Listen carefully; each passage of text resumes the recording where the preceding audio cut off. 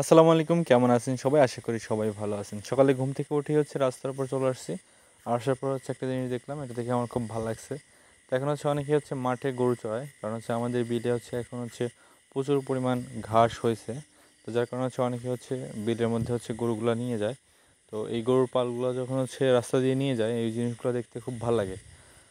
তো আমি আজকে আমার শুক্রবার, আমার দোকান বন্ধ, যার কারণে সারাদিন বাড়িতে থাকবো।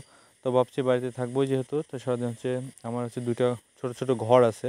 ওই ঘরগুলো একটু সংস্কার করব। এখানে কিছু দেশি মুরগি পালার চেষ্টা করব। আর এই জন্য আমার কিছু বাঁশ কাটা লাগবে, যার কারণে আমি বাঁশের ঝাড়ে চলে আসছি বাঁশ কাটার জন্য। আমার সাথে আজকে সহযোগিতা করবে রোহান আর রাজু।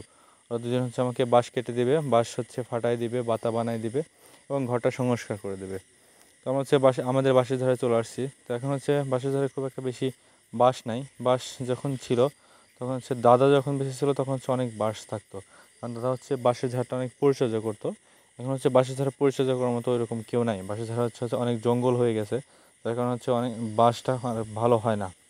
তো আমরা বাঁশগুলো নিয়ে এসে বাসার কাছে রাখছি।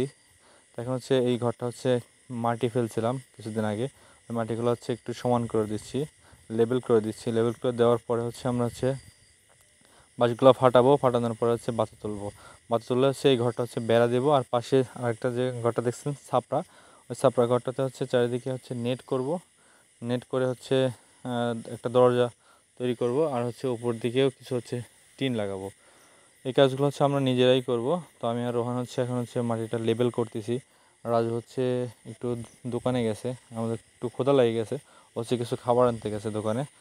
তো আজকে প্রচুর পরিমাণ গরম হঠাৎ করে পড়ছে। তো এত পরিমাণ গরম যে আপনাদের বলে বোঝাতে পারবো না। এখানে একটু বাতাস পাওয়া যাচ্ছে না, একটু পর্যাপ্ত গরম। এই গরমের মধ্যে কাজ করতে হচ্ছে।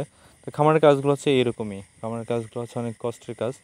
এই কাজগুলো অনেক পরিশ্রম করতে হয়, পরিশ্রম করে করতে হয়। তো তারপর অনেক ভালো লাগে, আত্মতৃপ্তি লাগে আর এই কাজগুলো করতে। তো আমরা দুজন অনেক কাজ করতেছি, কাজ করতে করতে হাঁপায়ে গেছি। তো তারপর কাজ থামাচ্ছি না, কারণ আজকে শুক্রবার, আজকে জুমার দিন, আমাদের জুমার নামাজ পড়তে যেতে হবে। তো আমরা টার্গেট নিচ্ছি জুমার আগে কিছু কাজ শেষ করব। এই কাজগুলো আমাদের শেষ করতেই হবে, কারণ জুমার নামাজের আগে এই কাজগুলো শেষ করতে না পারলে জুমার নামাজের পরে যে পরবর্তী যে কাজগুলো আছে ওইগুলো শেষ করতে পারবো না। যার কারণে আমরা রেস্ট নিচ্ছি না, পর্যাপ্ত গরমের মধ্যে কাজ করতে হচ্ছে। তো কাজ করতে করতে হঠাৎ করে মেঘ ধরায় ফেলছে। তো মেঘ ধরায় ফেললো হঠাৎ করেই, আকাশে অনেক মেঘ, মনে হচ্ছে বৃষ্টি হবে। তো যার কারণে আমরা কাজ বন্ধ করলাম, কাজ বন্ধ করে নামাজ পড়ে আসলাম। তো নামাজ পড়তে পড়তেই মেঘ আরও বেশি ঘনীভূত হয়ে গেল। তো মনে হচ্ছে যে এখনই বৃষ্টি নামা শুরু করবে। তো মসজিদ থেকে আসতে আসতেই বৃষ্টি শুরু হয়ে গেল। তো অনেক বৃষ্টি হলো, ঝড় হলো। এখন ঝড় হচ্ছে, বৃষ্টি হচ্ছে। তো বৃষ্টি হচ্ছে, যার কারণে আজকে কাজটা শেষ করতে পারলাম না। তো আজকে চাইছিলাম ঘরের কাজটা শেষ করতে, কারণ খুব দ্রুতই আমার কিছু মুরগি কুচা বসানো আছে। ওই মুরগি বাচ্চাগুলো ফুটে বের হবে। তো বাচ্চাগুলো ফুটে বের হওয়ার আগে আমি চাইছিলাম ঘরের কাজটা শেষ করতে। আজকেই টার্গেট নিয়েছিলাম ঘরের কাজটা শেষ করতে, কিন্তু পারলাম না বৃষ্টির কারণে। বৃষ্টির কারণে আমাদের কাজটা বন্ধ করে দেওয়া লাগলো। তো বৃষ্টি হলো। তো এই মুহূর্তে দেখলাম আমার ঘাসগুলো বাইরে রাখছিলাম, ওই ঘাসগুলো কাদা হয়ে গেছে। ওই ঘাসগুলো এখন খাওয়ানো যাবে না, কারণ ওই ঘাসগুলো ধুইতে হবে। আর ওই ঘাসগুলো ধোয়ার জন্য আমার পানির ব্যবস্থা নাই। পানি মোটর দিয়ে ওঠাইতে হবে। এখন বিদ্যুৎ নাই, ঝড়ের কারণে বিদ্যুৎ চলে গেছে।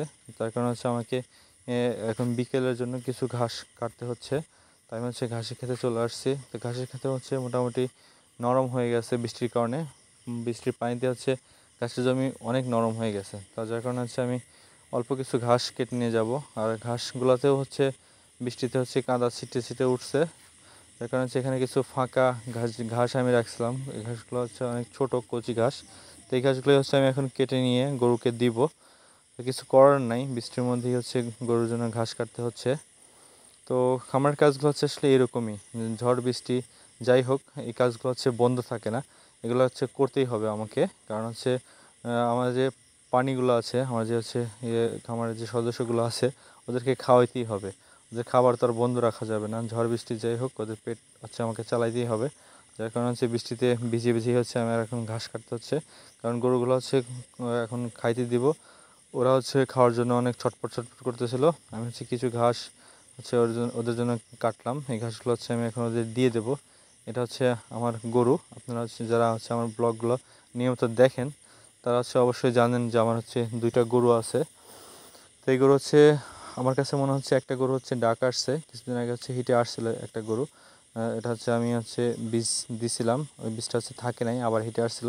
তো ওই সময় হচ্ছে আমি হচ্ছে বীজ দিই নি, ওই সময় বীজ না দিয়ে ওইটা অমনিতেই রেখে দিয়েছিলাম, চিকিৎসা দিয়েছিলাম। তো আজকে হচ্ছে আবার হিটে আসছে, তো আমি হচ্ছে কালকে হচ্ছে এই গরুটা হচ্ছে বীজ দেবো। তো এটা হচ্ছে আমি সারের কাছে নিয়ে যাবো। এখন হচ্ছে এআই কর্মী দিয়ে বীজ দেবো না।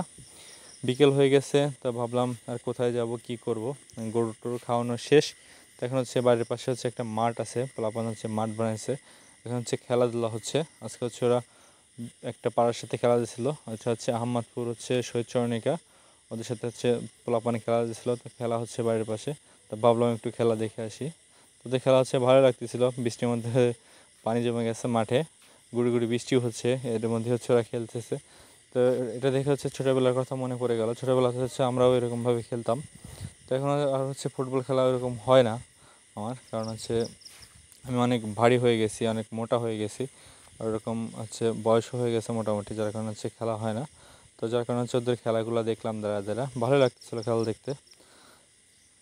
তো তখন হচ্ছে আমার ভিডিওটা যারা দেখলেন তাদেরকে অনেক ধন্যবাদ। আর হচ্ছে আমাকে অবশ্যই সাপোর্ট করবেন, আমার হচ্ছে চ্যানেলটাকে অবশ্যই সাবস্ক্রাইব করে দেবেন। অসংখ্য ধন্যবাদ আপনাদেরকে। আসসালামু আলাইকুম, সবাই ভালো থাকবেন, আল্লাহ হাফেজ।